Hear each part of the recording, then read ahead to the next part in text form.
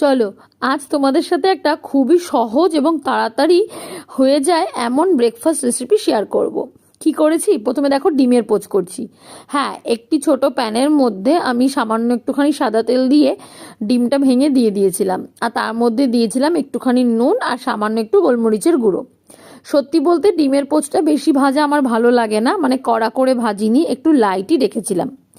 যেই পোচগুলো রেডি হয়ে যাবে আমি তুলে রেখে দেবো। আর হ্যাঁ, এই রেসিপি করার জন্য কিন্তু আলু মাখাটা ম্যান্ডেটরি।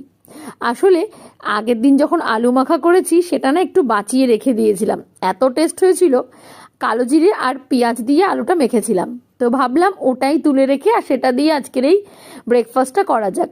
তো ব্রেড নিয়েছি, ব্রেডের এক পাশে একটু টমেটো কেচাপ লাগিয়ে দিয়েছি, আর তার উপরে কিন্তু আমি দিয়েছিলাম ওই আলু মাখাটা।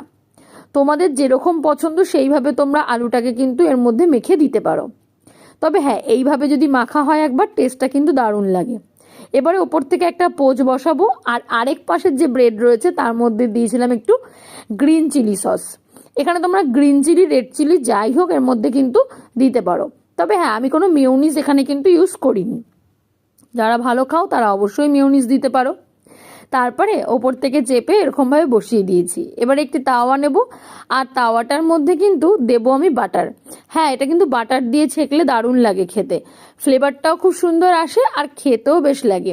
তোমরা যদি একটু ক্রিস্পি পছন্দ করো তাহলে একটু লাল লাল করে সময় নিয়ে ভাজবে। দেখো কি সুন্দর লাগছে দেখতে। তারপরে আর কি, মাঝখান থেকে কেটে পরিবেশন করো, খেতে কিন্তু দারুণ লাগে। আজকের এই চটজলদি ইজি রেসিপিটা তোমাদের কেমন লাগলো আমাকে কিন্তু অবশ্যই কমেন্ট করে জানাবে। একবার এরকম করে কিন্তু বাড়িতে অবশ্যই ট্রাই করে দেখো, তাহলে বুঝতে পারবে কেমন।